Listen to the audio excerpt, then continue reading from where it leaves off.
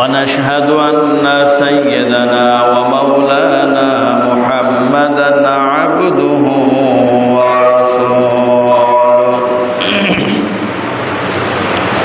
أما بعد فقد قال الله تعالى في كلامه المجيد والفرقانه الحميد أعوذ بالله من الشيطان الرجيم بسم الله الرحمن الرحيم قل إن كنتم تحبون الله فاتبعوني يحببكم الله ويغفر لكم ذنوبكم والله غفور رحيم.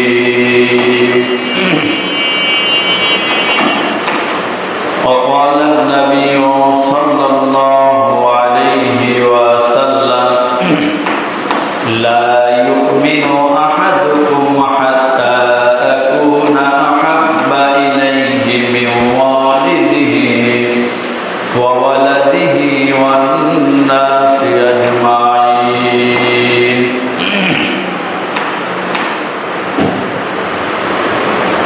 وقال النبي صلى الله عليه وسلم من أحب سنتي فقد أحبني ومن أحبني كان معي في الجنة. وقال تعالى لا إله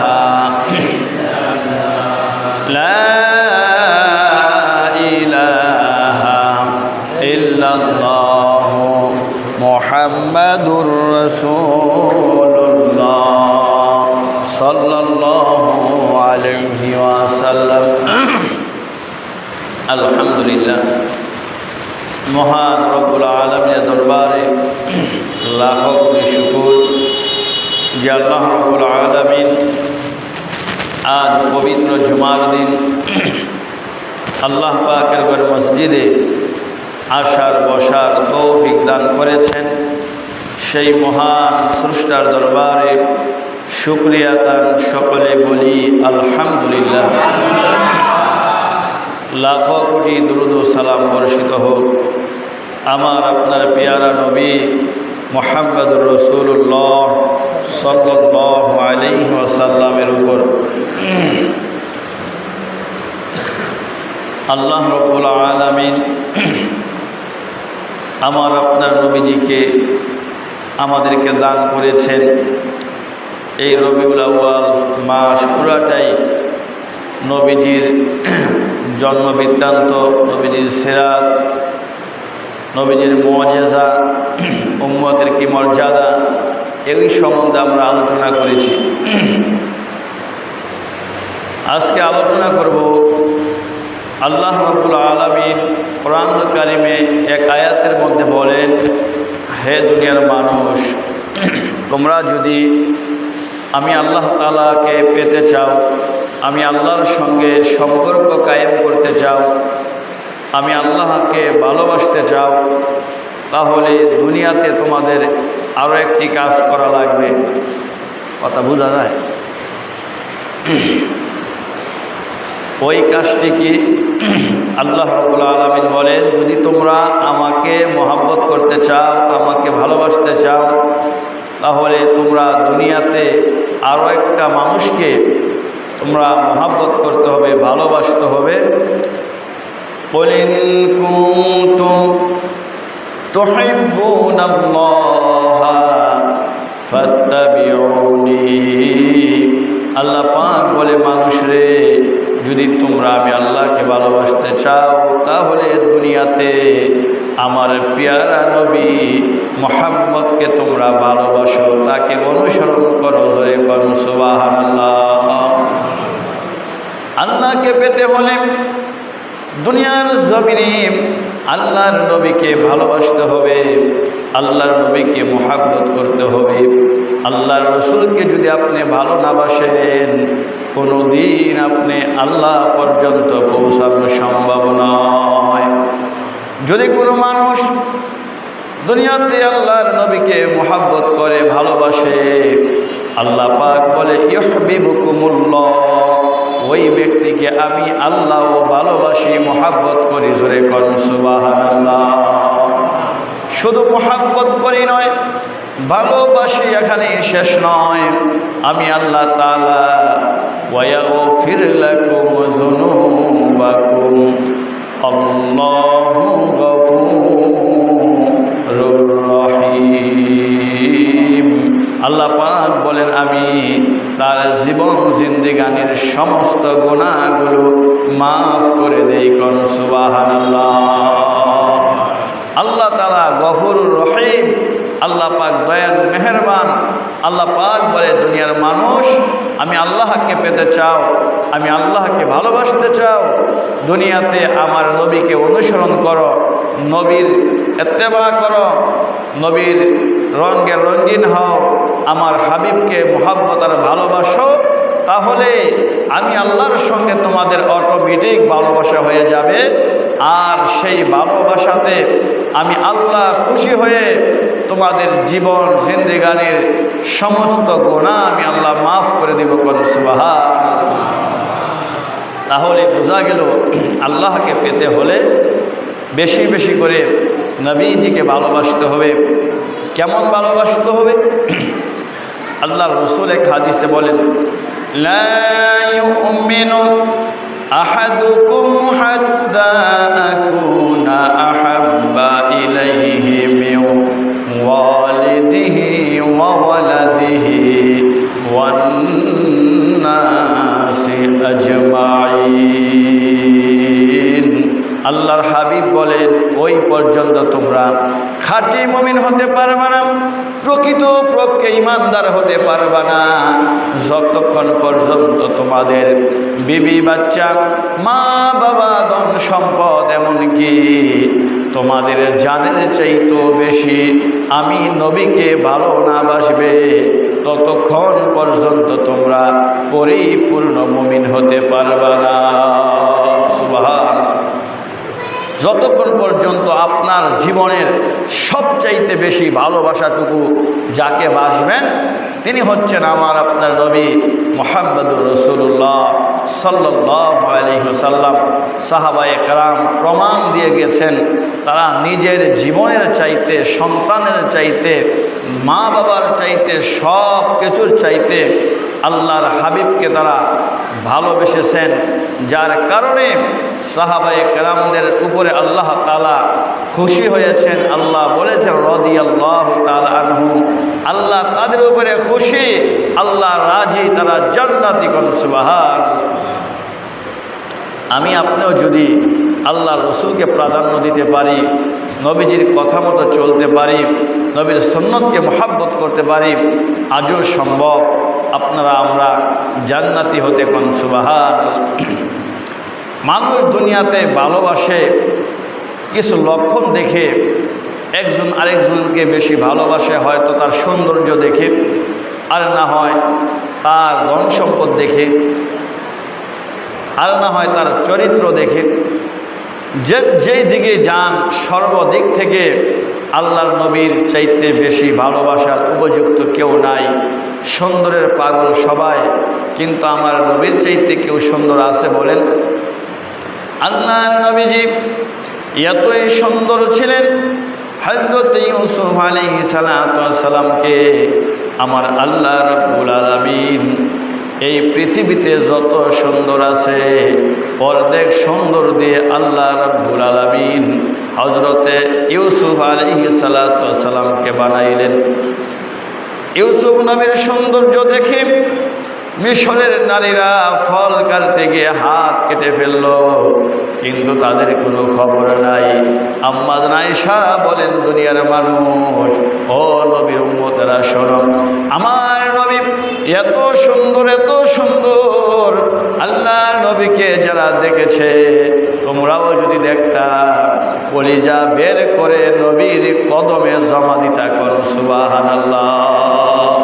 ইউসুফ নবীকে আল্লাহ পৃথিবীর অর্ধেক সৌন্দর্য দিয়ে বানিয়েছেন, আর আমার নবীকে পৃথিবীর সমস্ত সৌন্দর্যের চাইতেও বেশি সুন্দর করে আল্লাহ বানাইছে করুন সুবহানাল্লাহ। এত সুন্দর করে আল্লাহ বানাইলেন। মিলাদুন নবীর আলোচনা করতে গিয়ে বলেছিলাম যে এক এক করে যখন বলা বলি করতেছে যে মুহাম্মদের চাইতে এত সুন্দর মানুষ আর কেউ নাই, আমি জীবনে দেখি নাই। আজ পর্যায়ে যখন জিবরাইল বলছেন, হে খাজা আব্দুল মুত্তালিব, হে মুহাম্মদের দাদা, তুমি আর কি সৌন্দর্য দেখছো, কি বাচ্চা দেখেছ, আমার কাছ থেকে শোনো। পৃথিবীর সমস্ত নবীদেরকে আমি দেখেছি, সমস্ত মানুষকে দেখেছি, আদম থেকে শুরু করে কিয়ামত পর্যন্ত যারা আসবে সমস্ত মাখলুকাত আমি দেখেছি, কিন্তু আমি জিবরাইল বলতেছি মুহাম্মদের চাইতে এত সুন্দর মানুষ আমি জিবরাইল জীবনে দেখি নাই কোন সুবহানাল্লাহ। এরপর আল্লাহ কি জবাব দিয়েছিলেন, জিবরাইল কোথায় থেকে দেখবা, আমার হাবিবের চাইতে সুন্দর করে তো কোনো মাখলুক আমি আর দুনিয়াতে বানাই নাই কোন সুবহানাল্লাহ। বোঝা গেল সৌন্দর্যের জন্য যদি কেউ ভালোবাসা পেতে চায় তাহলেও আমার নবীজি পাওনা। কেউ যদি একে অপরকে ভালোবাসে, আহারে লোকটার চরিত্র বড় ভালো, লোকটা বড় ভালো, আচার আচরণ ভালো, এদিক দিয়েও যদি ভালোবাসা পেতে চায় তাহলে আমার নবীর চাইতে উত্তম চরিত্রের অধিকারী আর কেউ দুনিয়াতে ছিল না কোন সুবহানাল্লাহ। আমার চরিত্র ভালো, আপনার চরিত্র ভালো, এগুলো তো দুনিয়ার মানুষের মুখের কথা, আল্লাহর কথা নয়। কিন্তু আল্লাহর নবীর ব্যাপারে আল্লাহ কোরআনুল কারীমের মধ্যে সার্টিফিকেট দিয়েছেন, ওয়া ইন্নাকা লাআলা খুলুকিন আযীম। হ্যাঁ নবী, আপনাকে আমি পৃথিবীর মধ্যে সর্বশ্রেষ্ঠ উত্তম চরিত্রের অধিকারী আপনাকে বানিয়েছি কোন সুবহানাল্লাহ। বোঝা গেল কেউ যদি চরিত্র ভালোর জন্য ভালোবাসা পেতে চায় তাহলেও আমার আপনার নবীর চাইতে যোগ্য আর কেউ নাই। এই জন্যই তো আল্লাহ পাক বলছেন, মানুষ তোমরা আমার নবীকে বেশি অনুসরণ করো, নবীকে ভালোবাসো, তাহলে আমি আল্লাহ তোমাদেরকে ভালোবাসবো, আর ভালোবেসে তোমাদের জীবনের গুনাহগুলো আমি আল্লাহ তাআলা ক্ষমা করে দেব কোন সুবহানাল্লাহ।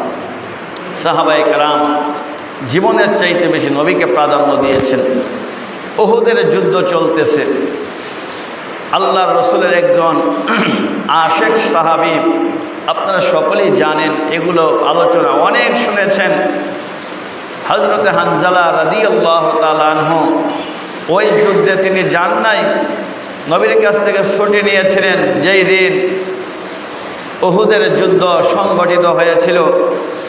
যুদ্ধ চলাকালীন ওই রাত্রে হযরতে হানজালা রাদিয়াল্লাহু তাআলা আনহু তিনি বিবাহ করেছিলেন, স্ত্রীর সঙ্গে আনন্দের রাত্রি কাটাইতেছেন। হঠাৎ করে কাফের ও মুশরিকরা একটা সরাসরি করতেছে যে মুহাম্মদ দুনিয়া থেকে বিদায় হয়ে গেছে, ইন্তেকাল হয়ে গেছে, নাউযুবিল্লাহ। এই কথা এই জন্য বললেন যাতে মুসলমান তাদের মন ভেঙে যায়, তারা যেন পলায়ন করে চলে যায়। এই কথা যখন এলাকার মধ্যে ছড়িয়ে দিল, হযরতে হানজালা রাদিয়াল্লাহু তাআলা আনহু তার কানের মধ্যে আওয়াজ আসলো, আল্লাহর নবী দুনিয়া থেকে বিদায় হয়ে গেছে। হানজালা রাদিয়াল্লাহু তাআলা আনহু ওই ফুলের বিছানাটা তার কাছে যেন কাঁটায় পরিণত হয়ে গেল। লাফ দিয়ে উঠে বলে, বিবি, যেই নবীকে আমি আমার জীবনের চাইতে বেশি ভালোবাসি, ওই নবী যদি না থাকে এত আরাম আয়েশা আর কার জন্য আমি করব? বিবি গো, এই দেখাই হয়তো তোমার সঙ্গে আমার জীবনের শেষ দেখা। এই রাত্র তোমার সঙ্গে আমার জীবনের শেষ রাত্র, তলোয়ার দাও। ঘোড়ার উপর উঠলেন আর বলতেছে, বিবি, ধৈর্য ধারণ করতে পারলে কিয়ামতের ময়দানে নবীর সামনে তোমার সঙ্গে আমার সাক্ষাৎ হয়ে যাবে।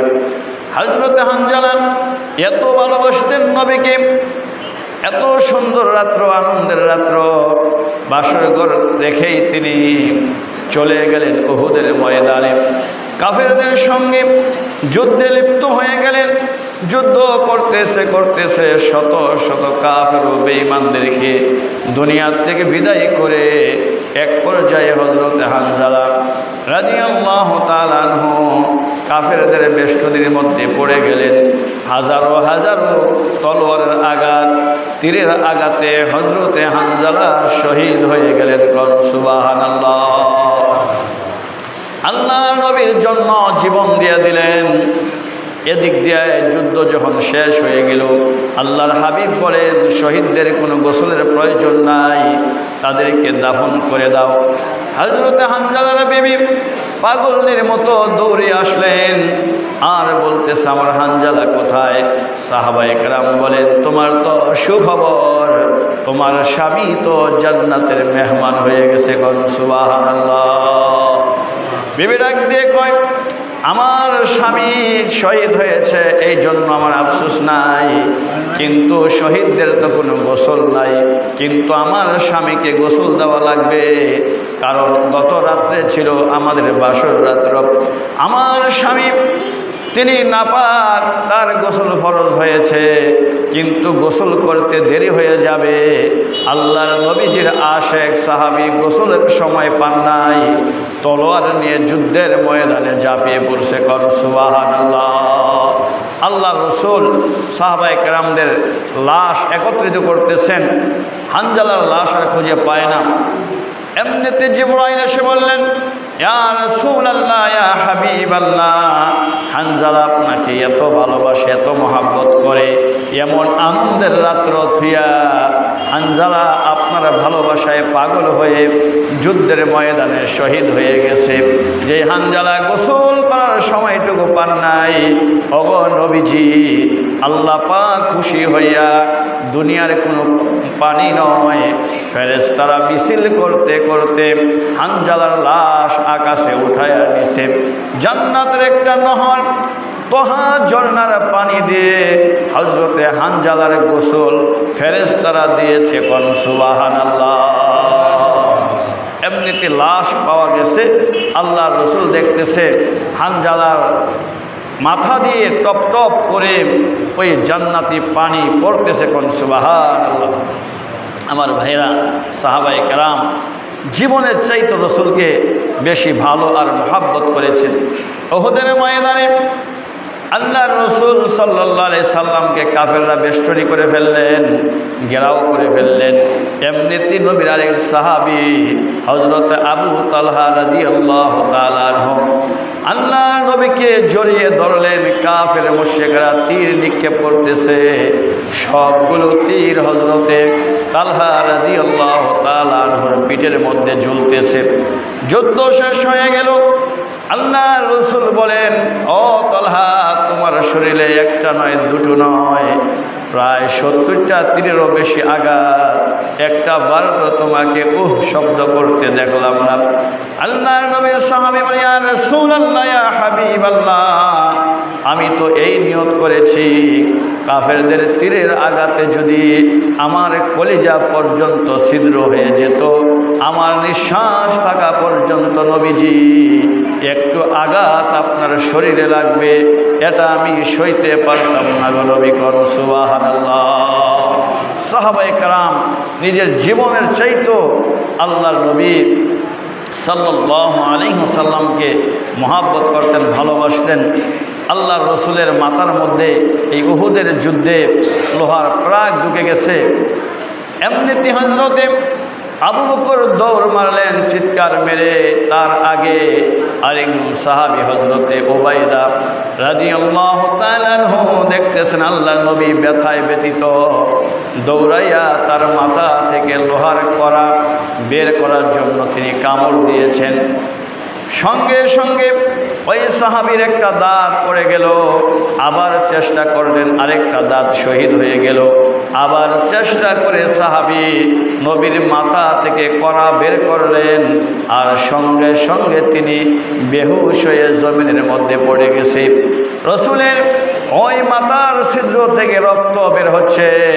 আরেকজন সাহাবী মালিক ইবনে সিনান রাদিয়াল্লাহু তাআলা আনহু ওই রক্তগুলো মাটিতে পড়তে দেন নাই, চুষে চুষে এগুলো খেয়ে ফেললেন। আল্লাহর রাসূল বলেন, সাহাবী কি করলা? আমার রক্ত যার শরীরে ঢুকলো ওই শরীরটা জাহান্নামের আগুনের জন্য আল্লাহ হারাম করে দিয়েছে। কোন সুবহানাল্লাহ।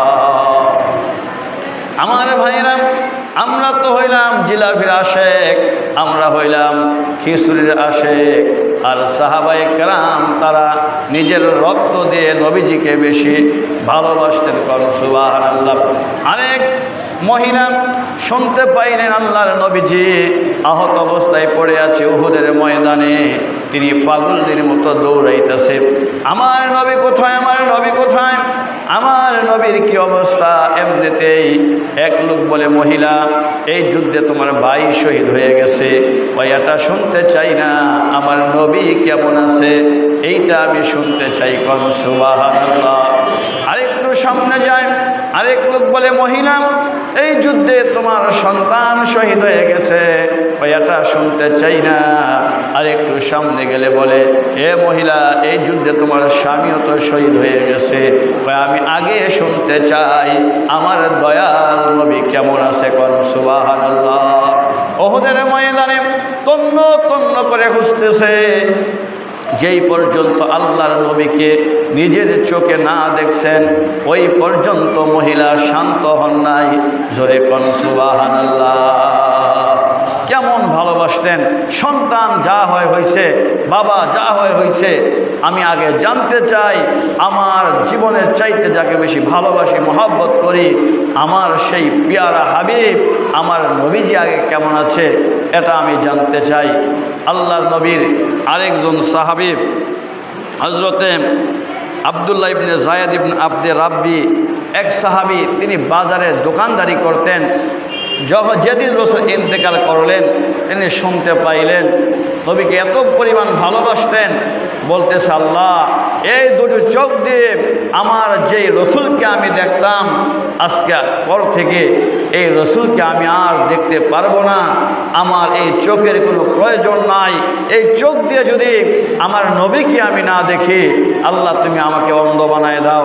আশেকে রাসূল দোয়া করছে, আল্লাহ সাথে সাথে কবুল করছেন, ওই লোকটা অন্ধ হয়ে গেছে। কোন সুবহানাল্লাহ। কেমন ভালোবাসতেন যে নবীকে দেখতে পাবো না তাহলে দুনিয়ার আর কি আমার দরকার, আমার কোনো কিছুই দরকার নাই। আল্লাহ রাসূল সাল্লাল্লাহু আলাইহি সাল্লাম আরেকজন সাহাবী ছিলেন যায়েদ ইবনে হারেসা রাদিয়াল্লাহু তাআলা আনহু, তিনি কাফেররা তাকে কোন এক যুদ্ধে বন্দী করে মক্কায় তাকে বিক্রি করেছিলেন গোলাম হিসাবে। আল্লাহ রাসূল তাকে পালক পুত্র হিসাবে লালিত পালিত করলেন। অনেক দিন পরে যায়েদ ইবনে হারেসা তার বাবা তার চাচা আসলেন, এসে বলতেছে, ওগো মুহাম্মদ, আমার সন্তান যায়েদ ইবনে হারেসাকে আমি নিয়ে যেতে চাই, বিনিময়ে কতটুকু মুক্তিপণ দেওয়া লাগবে আপনি বলেন।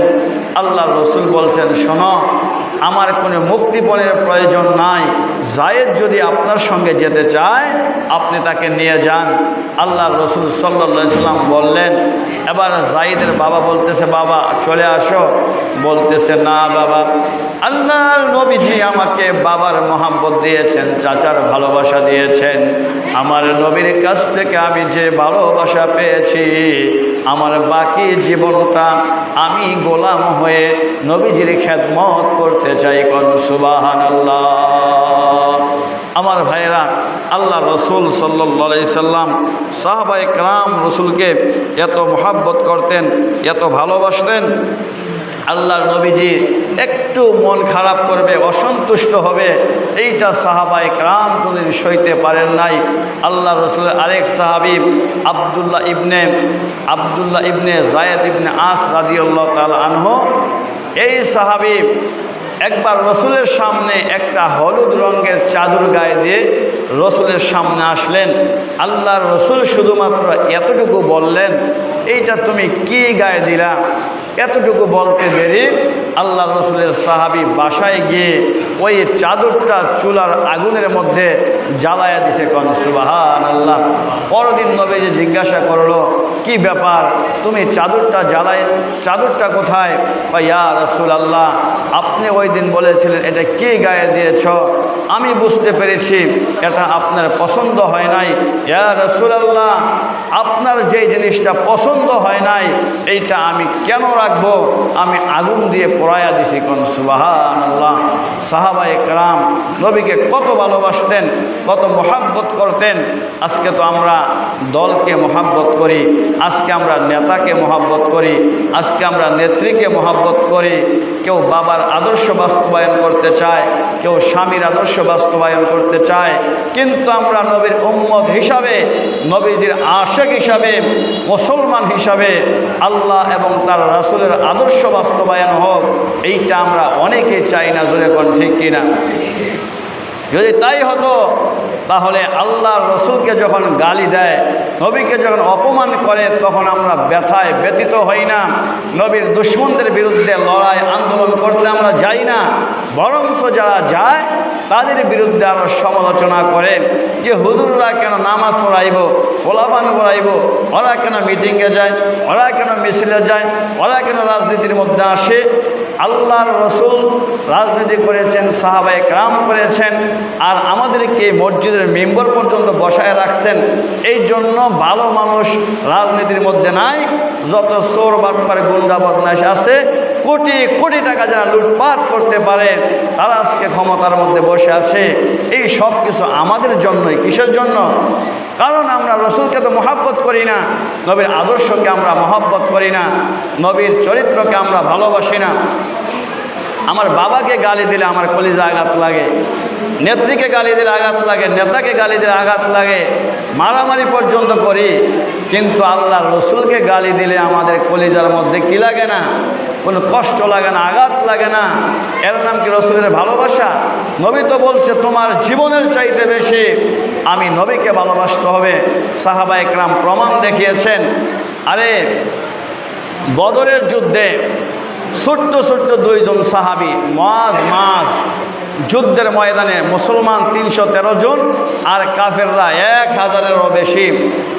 এই দুইটা বাচ্চা মুসলমানদের যুদ্ধে গিয়ে বলতেছে একজন সাহাবীকে, ভাইজান, চাচা, আবু জাহেলকে। তো বলতেছে তোমরা আবু জাহেল দিয়া কি করবা, তোমরা ছোট্ট মানুষ, তোমরা তো বালেগও হও নাই পুরাপুরি, তোমরা আবু জাহেলকে কেন খুঁজতেছ? আমরা শুনছি এ আবু জাহেল নাকি আমার নবীকে গালি দিয়েছে, হয়তো আমি বেঁচে থাকব আর না হয় আবু জাহেল বেঁচে থাকবে, আপনি একটু দেখাইয়া দেন। এই ছোট্ট ছোট্ট বাচ্চার এই বীরত্বের কথা শুনিয়া, সাহসিকতা দেখে বলতেছে ওই যে মাঝখানে ঘোড়ার মধ্যে বসা এই লোকটার নামই আবু জাহেল। একটু চিন্তা করেন, তারা ছোট্ট বাচ্চা, তাদের প্রতি রসুলের মহাব্বত আর ভালোবাসা এসক কি পরিমাণ ছিল। আর আমরা নামাজ পড়তে পড়তে, রোজা রাখতে রাখতে কপালে দাগ ফেলাই দিছি। নবীর মহাব্বত নাই, নবীর ভালোবাসা নাই, নবীর বিরুদ্ধে কথা হয়, আমরা তাকায় তাকায় দেখি, একটু রক্ত গরম হয় না, ইমানের জজবা আসে না। আর এই ছোট্ট সাহাবী তারা বিশাল কাফেরদের ময়দানে বলতেছে আবু জাহেল কোথায়? যখন দেখায় দিল এই ছোট্ট দুই ভাই আস্তে আস্তে আস্তে আস্তে করে আবু জাহেল পর্যন্ত পৌঁছায়া অতর্কিতভাবে তার উপরে আঘাত করা আরম্ভ করে দিছে। এক পর্যায়ে এই আবু জাহেল নবীর দুশমনকে দুনিয়া থেকে খতম করে দিছে। কোন সুবহানাল্লাহ। কত বড় লিডার আবু জাহেল, কিন্তু কেন পারছে? নবীর ভালোবাসা তার ভিতরে আছিল, যে কিভাবে আমার নবীকে গালি দেয়, নবীর দুশমন হয়তো দুনিয়ায় থাকবে আর না হয় আমরা থাকব, এমন ভালোবাসতে হবে রসুলকে। সাহাবায়ে কেরাম জীবন পর্যন্ত দিয়েছেন, একবারও চিন্তা করেন নাই। এখন বলতে পারেন হুজুর নবী তো এখন নাই, কিভাবে নবীকে ভালোবাসবো? নবীর আদর্শকে ভালোবাসবেন, নবীর সুন্নতকে মহাব্বত করবেন। আল্লাহ রসুল বলেছেন কিয়ামতের আগে এমন একটা জামানা আসবে, আমি নবীর সুন্নতকে মানুষ মহাব্বত করবে না, এক এক করে সুন্নত ছেড়ে দিবে, বলবে বস্ত্রখানা না বিছাইয়া খানা খেলে কি হয়, দাড়ি না রাখলে কি হয়, ইমান ঠিক আছে, পাঞ্জাবি টুপি না পরলে কি হয়। অনেকে বলে রবীন্দ্রনাথ ঠাকুর তো দাড়ি রাখছে তাই কি হয়েছে, বলে না? এমন বেয়াদব আছে না, আসেনি? আপনারা কথা বুঝেন না, আসেনি? দুনিয়াতে রাখতে পারেন নাই, আপনি অপরাধ করতেছেন, আল্লাহর কাছে তওবা করেন, কিন্তু আপনি একটা বেঈমানের সাথে তুলনা দেন কেন? আল্লাহ রসুলের সুন্নতকে আপনার জীবনের শুরু থেকে মৃত্যু পর্যন্ত পালন করবেন, মহাব্বত করবেন, তাহলে নবীকে ভালোবাসা হবে। কোন সুবহানাল্লাহ। আল্লাহ রসুল এক হাদিসে বলছেন, মান আহাব্বা সুন্নতি ফাকাদ আহাব্বানি ওয়া মান আহাব্বানি কানা মাইয়া ফিল জান্নাহ। উম্মত শুনে রাখো, আমি নবীজির সুন্নতকে যারা মহাব্বত করবে, আমাকে যারা মহাব্বত করবে, কিয়ামতের ময়দানে, হাসরের ময়দানে, বিচার আসারের শেষে ওই লোকটা আমি নবীর সঙ্গেই জান্নাতে থাকবে। কোন সুবহানাল্লাহ। অন্য হাদিসে রসুল বলেন, মান তামাসসাকা বিসুন্নতি ইনদা ফাসাদি উম্মতি ফালাহু আজরু মিয়াতা শাহীদ। এমন একটা জামানা আসবে, শেষ জামানায় আমার সুন্নতকে মূল্যায়ন করবে না। ওই সময়ে যদি আমার কোনো উম্মত আমি নবীর একটা সুন্নতকে জিন্দা করে, একটা সুন্নতের উপর আমল করে, 100 গলা কাটা শহীদের সওয়াব একটা সুন্নতের বিনিময়ে পাবে। কোন সুবহানাল্লাহ। আর এই সুন্নতকে মহাব্বত করলে আল্লাহ রসুলকে মহাব্বত করা হবে। কোন সুবহানাল্লাহ। এই যে মসজিদে ঢুকলেন, এনে নবীদের সুন্নত আছে, ঢুকার আগে একটা দোয়া পড়তে হয়, আল্লাহুম্মা ইফতাহলি আবওয়াব রাহমাতিক, এই বলিয়া ডান পা আগে দিয়ে এরপরে ঢুকতে হয়। বের হওয়ার সময় আল্লাহুম্মা ইন্নী আসআলুকা মিন ফাদলিক, এই নবীর আদর্শরা ব্যবহার করে দোয়াটা পড়ে বাম পা দিয়ে বের হতে হয়। এরপরে বাথরুমে যাইবেন, নবীজি জানেন বাথরুমের মধ্যে খারাপ জিন্নাত থাকে, তোমাকে ক্ষতি করতে পারে, এই জন্য নবীর আদর্শ ওখানেও নবী শিখাইছেন। ঢুকার আগে আপনি একটা দোয়া পড়বেন, আল্লাহুম্মা ইন্নী আউযু বিকা মিনাল খুবুসি ওয়াল খাবাইস, এই পরে আপনি বাম পা দিয়ে বাথরুমে ঢুকবেন। আবার বের হওয়ার পরে, যেহেতু আল্লাহ তাআলা আপনাকে এরকম একটা বিপদ, খারাপ জিন্নাত থেকে আপনাকে হেফাজত করছে, বের হবেন ডান পা দিয়ে। বের হওয়ার পরে আরেকটা দোয়া পড়বেন, গুফরানাকা আলহামদুলিল্লাহিল্লাযী আযহাবা আন্নিল আযা ওয়া আফানি। এইভাবে প্রত্যেকটা ক্ষেত্রে একটা দোয়া আছে। রাত্রে ঘুমাইবেন, রাসূল বলছে ঘুম তো মরার মতো, আপনি জাগ্রত হতেও পারেন, আর এই ঘুমেই আপনার শেষ নিঃশ্বাস হতে পারে। এই জন্য রসুল দোয়া শিখাইছেন, আল্লাহুম্মা বিইসমিকা আমুতু ওয়া আহইয়া। এই দোয়াটা পরে আপনি ঘুমাইবেন, সারা রাত ঘুমাইবেন, আপনার আমল নামার মধ্যে শুধু নেকি লিখতে থাকবে। কোন সুবহানাল্লাহ। আবার যখন আপনি ঘুম থেকে জাগ্রত হইবেন, রসুল বলছেন, আল্লাহ যেহেতু আবার তোমাকে হায়াত নামে দৌলত ফিরাই দিছে, আবার তুমি একটা দোয়া পড়ো, আলহামদুলিল্লাহিল্লাযী আহইয়ানা বা'দামা আমাতানা ওয়া ইলাইহিন নুশুর। এবং প্রত্যেকটা কাজে আপনার জীবনের শুরু থেকে শেষ পর্যন্ত, মৃত্যুর আগ পর্যন্ত যদি খুঁজে খুঁজে নবীর সুন্নতগুলো আপনি ব্যবহার করেন, তাহলে আপনি সত্যিকার আশিকে রাসূল। আর যেই সময় যখন দেখবেন, যেখানে দেখা যায় হয়তো নামাজ কেউ কম পড়ে বেশি পড়ে, এইটা হয়তো আল্লাহর কাছে মাপ চাইলে আল্লাহ মাফ করতে পারে, কিন্তু রসুলের বিরুদ্ধে যখন কথা হয়, এরকমভাবে বিভিন্ন নাস্তিক ফাস্তিক যখন নাকি আল্লাহ রসুলের বিরুদ্ধে কটূক্তি করে, ওই সময় সমস্ত মুসলমান এক হয়ে মাঠে ময়দানে আল্লাহর রসুলের বিরুদ্ধে কঠিন হুঙ্কার দিয়ে দাঁড়াইতে হবে। তাহলে কিয়ামতের দিন বলতে পারো, ইয়া রাসূলুল্লাহ, আপনার ইজ্জতকে রক্ষা করতে গিয়ে আমরা সশরীরে ময়দানে উপস্থিত হয়েছিলাম। আল্লাহ রাব্বুল আলামিন আমাকে আপনাকে আল্লাহর রসুলকে নিজের জীবনের চাইতে বেশি ভালোবাসার তৌফিক দান করুক। ওয়া আখিরু দাওয়ানা।